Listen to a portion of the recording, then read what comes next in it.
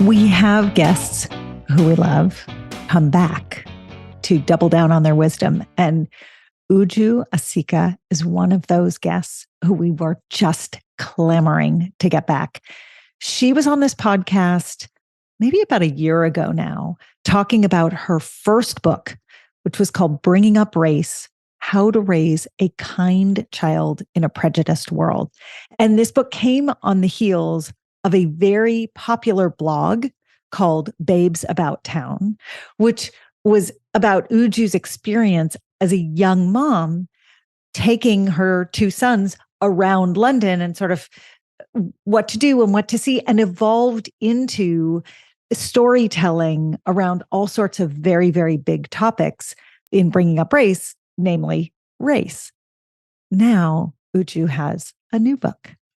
So this is near and dear to our hearts. The new book is called Raising Boys Who Do Better.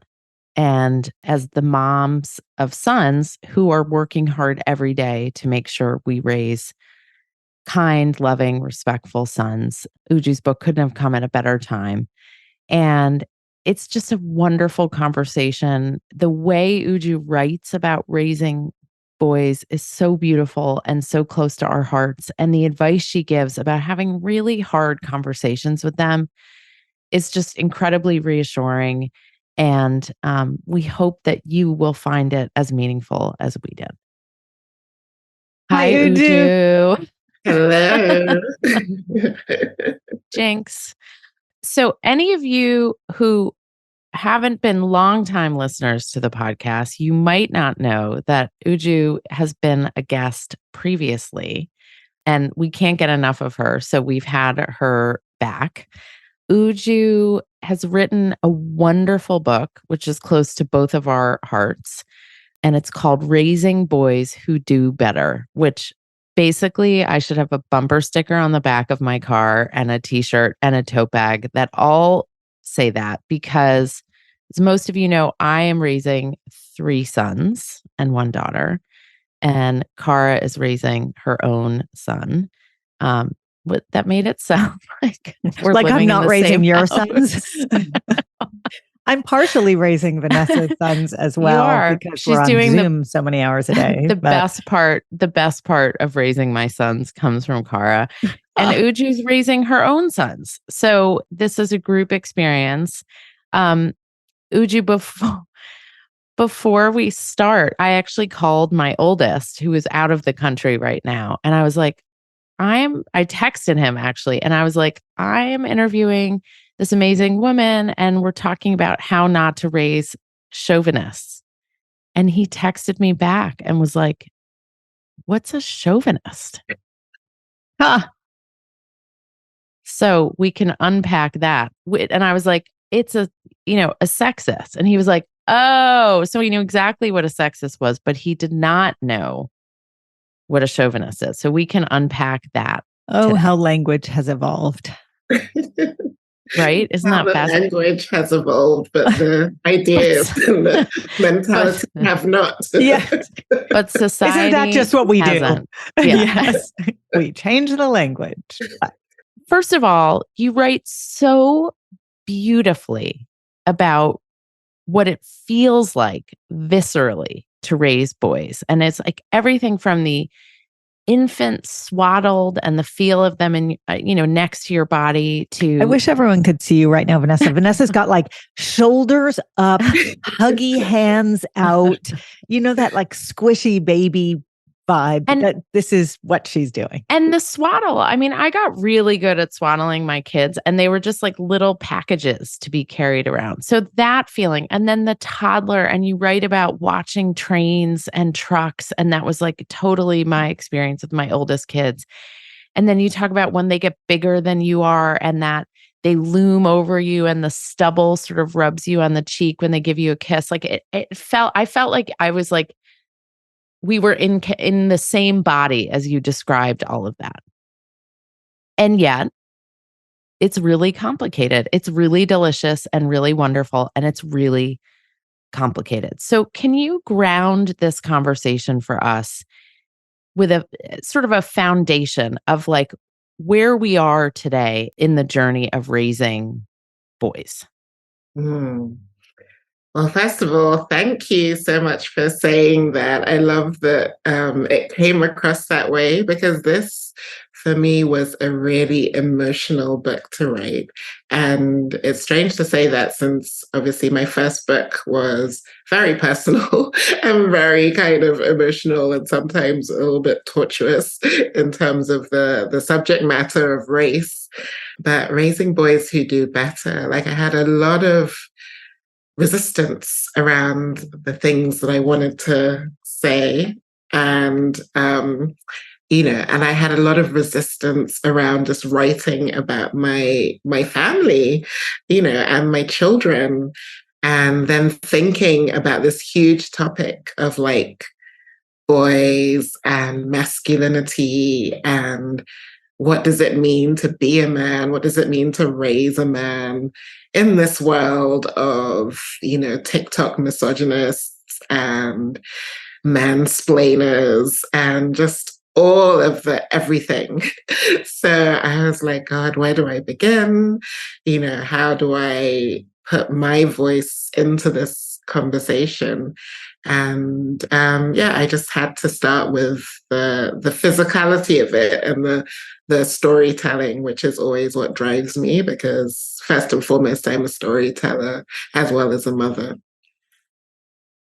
You talk about the man box. That's where I was going to go. Exactly. Car, you go because I've already talked too much and we're only 5 minutes into the episode. Well, no, I wanted to start where you start, right? So you start in a lot of places. You start with the feeling. You start with infancy. You start at the beginning, but you also have this concept of the man box. So can you explain what it is? And can you explain sort of how you see through that, or what does it mean to you, and where does it go from there in your mind? Mm. Yeah, so I think this man box concept is really powerful. And it's not something that I came up with. It's become sort of an academic theory, but it dates back to a gentleman called Paul Kivel, who I was fortunate enough to interview for the book. And he was one of the founders of the Oakland Men's Project back in the 70s. And he's been doing this work for decades, going into schools and community groups and talking with young men and with boys around sort of masculine identity and gender roles and male violence. And he came up with the original concept, which was called the Act Like a Man box. And I kind of like the Act Like a Man box because it brings in the element of performance, the element of performing masculinity, which is something that through the ages has been handed down to boys, this idea of what it means to be male. And the concept of the man box is basically the limitations around what you can be and what you can do if you are gendered as male. So, to be strong and to keep your emotions in and to talk tough and to be tough and to be the leader and to be superior and to treat women in a certain way and to have a certain body type. All of these kind of labels and ideas are very, very restrictive. And so what Paul Kivel and his team would do back still today, but originally, going into schools, they would run workshops with boys and they would ask them, to draw like a little box and to say, okay, what does it mean to be a man? And to put those ideas into the box. And then to sort of think outside the box, like what does it mean to be outside of the box? And then what does it cost you as a boy or as a male to be outside that box? And how difficult it is for boys to reckon with masculinity beyond the man box. So it's a really fascinating concept. And, as I've read about it over the years, and there are TED Talks about it, one of the things that strikes me is some of the descriptors of the man box are inborn, if you will, like strength. So it is, but it's not, right? We know, and you and I have had these conversations over the years about what it is to raise boys. And, we know that testosterone drives a shift to more lean muscle mass. It doesn't mean that you have to be hyper muscular. You don't have to be sort of that Popeye image or that Ken doll image or fill in the blank with that one kind of archetype of muscular body. But on the other hand, some of the descriptors of the box, or what come sort of with the parameters of the box, are exaggerations of things that are part of the natural continuum of what distinguishes what happens in a genetically male body from what happens in a genetically female body. And it feels like that's one of the points of confusion or discomfort or friction around all of this. Absolutely. I mean, I think that, you've hit the nail on the head. So many of these qualities are qualities that, aren't just culturally gendered, but are sort of biologically gendered. And my whole point with Raising Boys Who Do Better is not about, telling boys or telling men that they can't be masculine or that they can't embrace that side of themselves and feel proud of, being physically strong or whatever. It's just about the limitations, how do the narratives that you've inherited around what it means to be strong, how does that limit you? And how does that limit the way you look at the world? How does that limit the way you look at other men? How do you measure up against other men? And does that kind of restrict you, or do you feel liberated and empowered? And I think a lot of the times, even the men who fit, most ideally into this man box also feel incredibly disempowered, but they're hiding it because, they're struggling to just maintain the man box and the man code and the masculinity. So yeah, it's a big one. But yeah, I think that the man box is just a really simple but clever way of visualizing what it is, how difficult it can be, especially for young boys. So let's unpack that a little bit, because I hear from my own boys, and we hear from boys and men outside our families, that they also kind of feel attacked and they feel demonized, and they feel like society looks at them and blames them for a lot of stuff. And they're like, we can't win. We can't win. We don't know how to, we're trying to do this, but then, our schools or the media, not the Andrew Tate media, we'll get there, but the mainstream media makes us feel like we're the bad guys, and society, we're to blame for everything going wrong in society. And they feel defensive and they feel crappy about it. And I'd love to think about, how do we both teach them the ways in which kind of traditional masculinity is harmful, not just to other people, but actually to themselves, right? How they feel disempowered. And also, how do we make change without making them feel like they're the villains in the story? Although, as you answer that, let's just maybe roundtable it. At what age did our various sons start feeling that?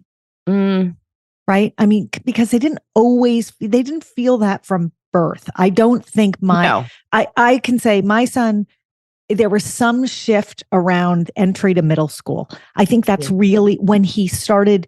And Uju, I don't know if that frames it a little bit, but as his body started to change, that is when he started to feel that the world saw him differently and was putting him in a different bucket. And, Vanessa, you've got 3 of them. I don't know what mine was more high school. They were further along in puberty and adolescence when they started to voice, why does the world hate me so much, basically? And I have white boys, so that's my experience. Uju, you're raising Black boys, right? So they have a whole other lens and feeling attacked, and the world is against them, right? So even as we sit here and talk about this together, there's not a monolithic experience amongst our boys.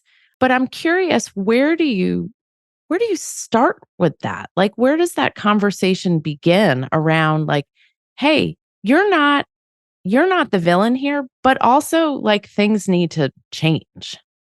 Yeah, yeah. I mean, you're completely right. It's huge. This whole sense of, I mean, even let's take that phrase, toxic masculinity.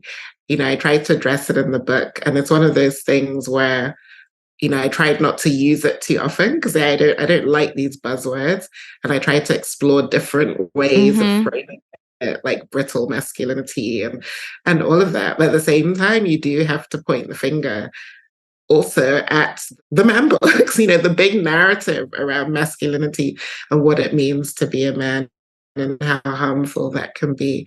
And, like yours, my boys were completely free and happy and liberated in themselves. Then they get to a certain age. I think for them, it was around like secondary school, so around age like 10, 11, that stage as they're entering into this new phase of their lives and learning more about what society expects from them. And also, the way they're seen and the way men are seen. And, raising Black boys, I think it's a similar thing, but it's an added layer because it's like you're one way inside and then you go out in the world and people are looking at you and having expectations of you that have nothing to do with you. And, what are you going to say? What are you going to do to combat that? So I think for me, it's just always about having conversations and being an ongoing safe space for those conversations to happen and for that reflection to happen and for that questioning to happen. So like, my eldest, he's 17 now, and he's always coming off social media with some like, he's been on some comment thread and, the girls are saying this or the boys are saying that. And what I do first of all is I listen and I listen and I hear him out and I try to understand what it is he's saying. So I ask questions to kind of go a little further. And then I ask a few questions to sort of challenge some of those narratives. And then I remind him that on social media, it's a very, very binary space and it's very divisive. And he shouldn't get drawn into essentially the single story. And, my kids know about the whole concept of single stories and how that one story of masculinity or femininity, whatever it is, cannot define you. And, I think that's something useful that parents can talk about with their kids. Like, you're not just one thing. And so if you're not just one thing, then this one word or this one phrase cannot possibly define you. This is going to sound like an off-topic comment, but give me a second. When my kids went to preschool, they had a preschool director who had a lot of incredible, very sort of poignant, but pithy, short teachings. And one of them was if your child fell and hurt themselves, she was very gently aggressive about teaching the parents not to tell the kids how they felt. So you weren't supposed to tell them that they were okay or they felt okay or they didn't feel hurt. You were supposed to hear how they felt. And, in this conversation and actually in reading your book, I've thought a lot about that piece of advice. So many of these conversations really begin with pulling back from saying how we think they should feel about how the world boxes them, and instead opening up the conversation to ask how they feel. And it's something that you write about in many different ways. I'm wondering if you have suggestions for parents and other adults who are listening about how to toe into those conversations without imposing on a kid how they feel, but instead, what are your tips for opening them up in those conversations? Yeah, I mean, I love this analogy, and you're so right. There's so much as parents apart from all the micromanaging that we do of their like daily lives, we also try and micromanage their emotions and we're trying to fit them into our own little boxes in some sense. And we need to just open that box. I always have that phrase where I say to parents, leave the door open in any conversation. So for me, that's about going in with like a questioning frame of mind as opposed to a lecturing frame of mind. And I'll hold my hands up because, like, as I wrote about in the book, there are times where I get into full lecture mode and I cannot help myself. And especially as someone who's like writing about these topics, I'll be there, I'm like, et cetera, et cetera. And actually, then I have to like pull it back. So with parents, I always say, have grace for yourself. If you get into that mode, you can still pull it back and, just bring grace into the conversation, have grace for yourself, have grace for your child, and then just try and listen. Listening, one of the people I interviewed talked about listening as a skill and how we all need to be taught to just listen better. She thinks it should be taught in schools, but it's something you can practice, at home. Just listen and ask the questions. I love the questioning approach because that just opens that door a little bit further. And, sometimes you just leave that door open and you pick up the conversation a little bit later and, it gives you a bit of freedom. One thing that we struggle with, in addition to lecturing, and the we in this is me and my husband, who both identify as feminists and, who are sort of have a shared set of values around equality and fighting against sexism and all of this stuff. And yet it feels like our kids are pushing back. Like we're somehow, not that we're raising these, awful sexists, but like they're kind of reacting to us. And we look at each other and we're like, did we do this wrong? Have we been too enthusiastically, listen, Uju, I ran a girls empowerment company for 10 years. Like there was no escaping it. So sometimes my husband just looks at me and is like, it's actually your fault. Like if you had just been a lawyer, like your dad wanted, maybe they would be like ultra feminist. But how do we handle it when we feel like they're pushing back on like these core values and tenets because we've lectured too much or we've made it too much of the dinner table conversation? But will you clarify, are they pushing back in life outside of your home or are they pushing back in conversation with you to test limits? So the phrase, no offense, mom, but, and then like insert. If I'm being honest, that's my if I'm being honest, or like, I know when they're like, not to be rude, but, and they're about to be just like incredibly rude. So, Cara, I don't know the answer to that question. Like, I don't live with them in their daily lives. I like to believe that they are good, kind, they are human beings. I've been the outsider. Like I can tell you. So that's why I asked the question though. Are they testing? So if they are testing, right? If it's just like dinner table conversation and they just kind of feel like pushing my buttons, which happens, how do I respond in that moment, right? How do I respond like when they're like, oh, come on, mom, Andrew Tate's not that bad. And I'm like, Andrew Tate is like a despicable human being who is like upending every ounce of work I have done in the last 3 decades. Why don't we talk about Andrew Tate? Let's go there. And then let's role play a little bit of what the conversation sounds like when we're like, Andrew Tate is the devil incarnate. And our boys are like, oh, come on. So can you tell everyone first who Andrew Tate is in case they missed the most recent headlines that he was arrested for human trafficking in Romania. But can you give people just an overview in case they don't know who he is? Yeah, so Andrew Tate, where to begin? Okay, so to cut a very long-winded dude short, Andrew Tate, so he is someone who I think was like an ex-mixed martial arts fighter turned, bro hustler. He launched some weird scheme called Hustlers University, and then he put himself on social media, recording all these videos, sitting in a chair, puffing a cigar, talking about what it means to be a man, how to treat women, how to be successful. So basically, all of these so-called man codes. And then what he was actually doing was sort of gaming the algorithm on TikTok and on Instagram and all these places. So basically, his videos were always at the top of the feed.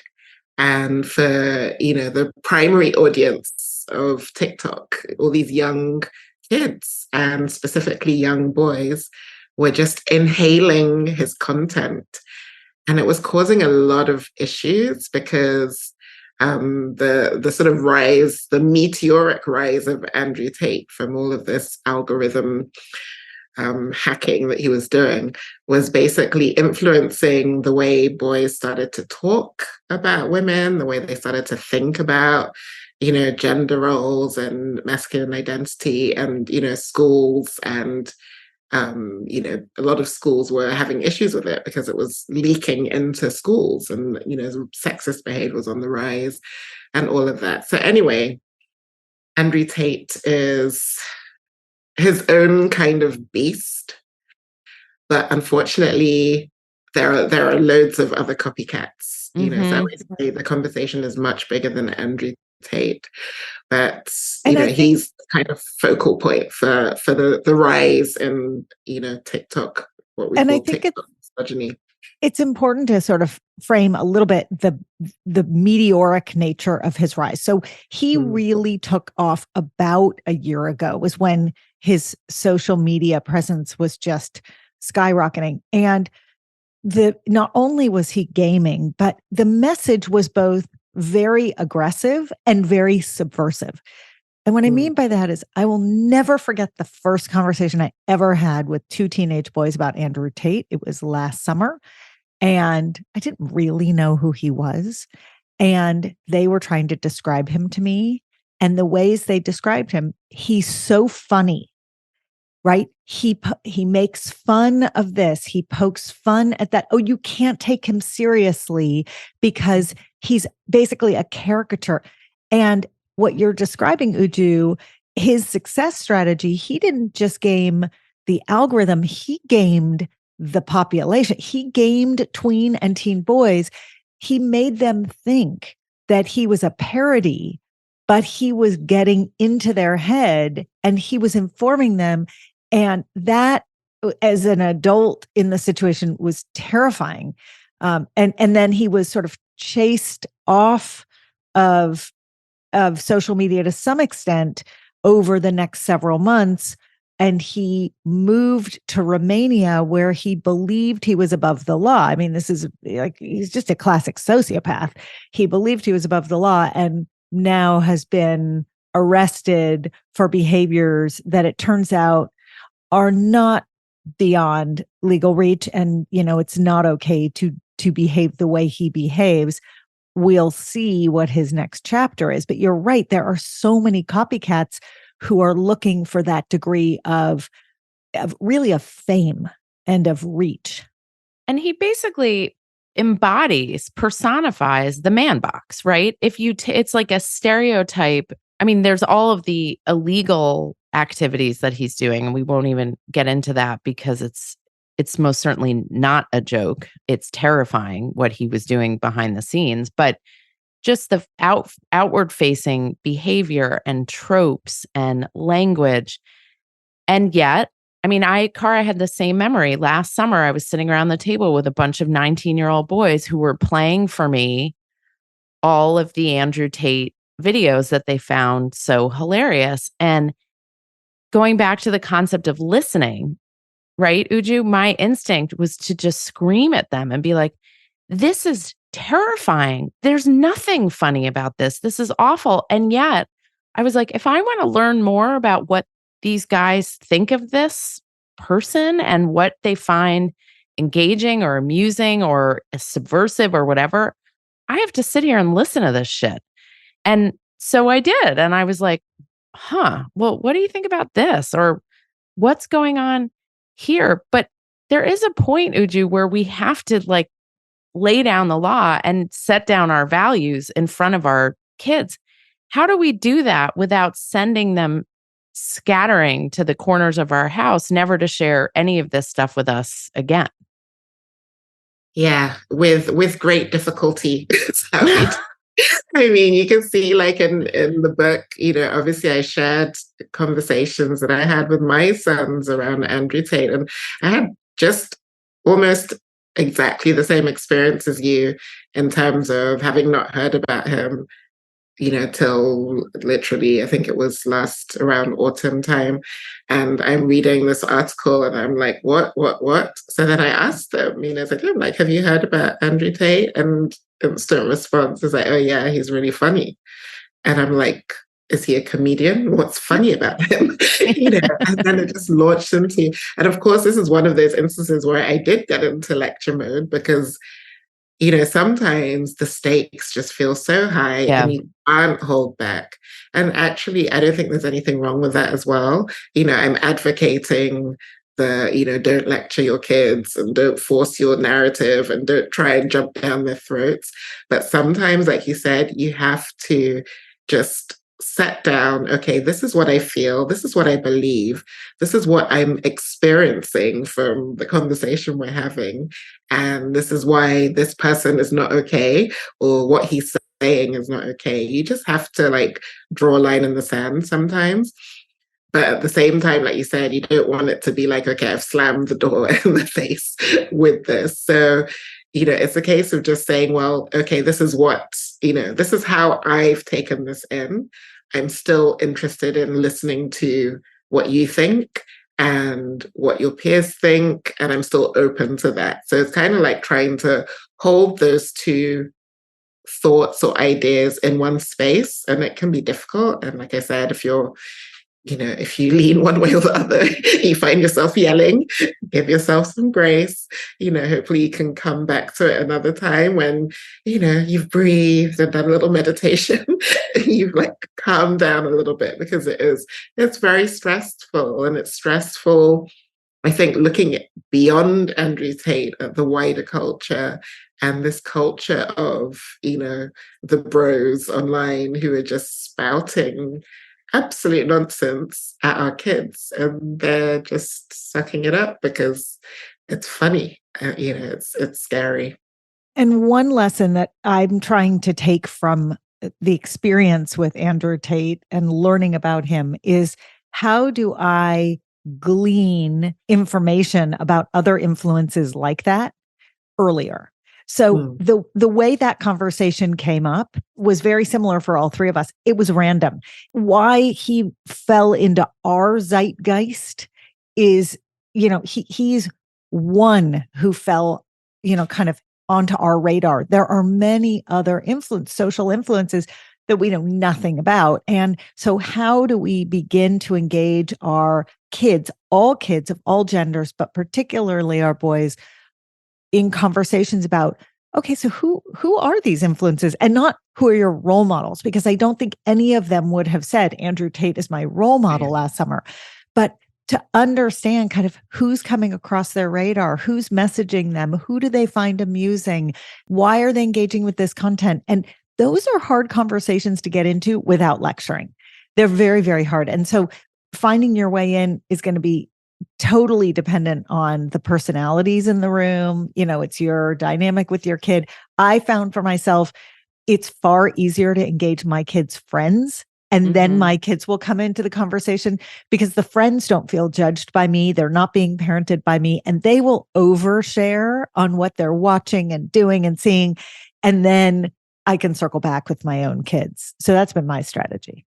I want to riff off that, Cara, and explore another kind of aspect of the man box, which is that boys don't have feelings, that they don't get emotional, that they don't feel sad or loving, or, you name it. And I was thinking about, I got the sweetest text from one of my son's friends on my birthday, and he said, I love talking to you in the kitchen late at night when I come to visit your house.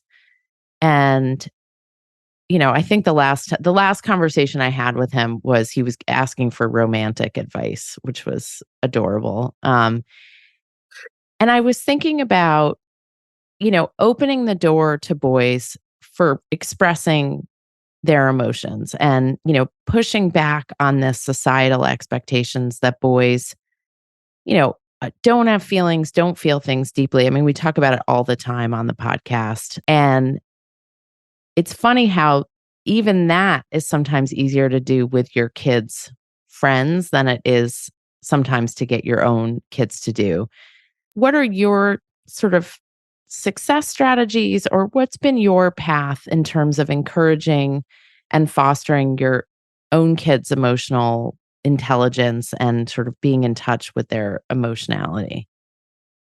Yeah, yeah. I love what you said about the talking with your kids' friends. That's a really great strategy because, like you said, they don't have the filters and they appreciate having a grown up who they can also just share the stuff that they can't necessarily share with their parents or, that they wouldn't say to like their own moms. I love that. And in terms of my boys' emotional development and language, I think we've always been a very kind of chatty, like sit with them and talk and sit with them. I sit with them and then just ask them a question and let them kind of riff. And I was saying to my eldest Ezra yesterday, so for instance, last night we had one of those moments where he was meant to have gone to bed. It's a school night. And he does this thing where he just like will come up with a topic and he'll start talking. And before I know it, we're deep in conversation. And I'm like, it's midnight. It's a school night. We're meant to be asleep. And we're just here like chatting away. But actually, I love those moments because it's bonding and you don't have to be like always talking about something really deep, but it's the connection, isn't it? And then also sometimes I was reminding him last night because he was really into WWE. So when he was younger, he was so into WWE, him and his brother, and we were talking about it. And I remember when they first got into it, I was like, what is this insanity? Like, why are you watching this? This is really violent. This is really rough. You're like 7 years old or however this is just a terrible influence. And they just would watch it on YouTube because it wasn't playing here on the TV. And so one day we're in the kitchen and I sat Ezra down and I said to him, Ezra, why don't you just tell me a little bit about what you really like about WWE? And this boy talked for like an hour and a half about WWE. And he had so much to say. And it was actually really fascinating because then I understood that it wasn't just about like guys beating each other up. It was like the storytelling, it was the drama, it was the costume. There was so many layers to it. And I learned a lot about how he thought and also like, just what it was that drew him to this strange thing that I couldn't really relate to. And so from then on, I opened up and I found it quite, and so we went to a live WWE. We went to two WWE live shows. Oh my God. Which were highly entertaining. I thoroughly recommend it. If you're like completely anti it, if you go to the live show and you see the spectacle, I'm like, okay, I get it. It's really fun. But anyways, the point is it's really just kind of nurturing, who they are, giving them that space and, having those moments of connection. It doesn't have to be a long, deep conversation. It can be just, why do you like, what is it that you like about kicking a ball or whatever it is that you're into? And how much do you love that you didn't just judge it, right? It's really easy to judge. Okay. You went and you experienced it and you put yourself in their shoes because it's one thing to be empathic in your brain. It's another thing to sort of embody the empathy and kind of go, okay, this is a form of empathy. I'm going to try to live what they enjoy and just try it on. You never know. I mean, video gaming can feel the same way, right? There are these things that feel so outside our box, the mom box, whatever. And that box is very prescriptive as well. And just to live it is awesome that you went and you experienced it. And it was a blast. Right. I mean, you showed them also that you could have an open mind about things that they love. I mean, I'm with you on the years I spent playing trains and learning about Thomas the Tank Engine and talking about it. And I wouldn't trade those thousands of hours and thousands of dollars for anything, because that was my way of connecting with my kid at that time. I mean, even still now, when I see a tow truck passing by, which was his favorite type of vehicle, I still get excited because it's like, it's a part of our shared story was, the things that interested in him. I ultimately, if I wanted to connect with him, I needed to become interested in them.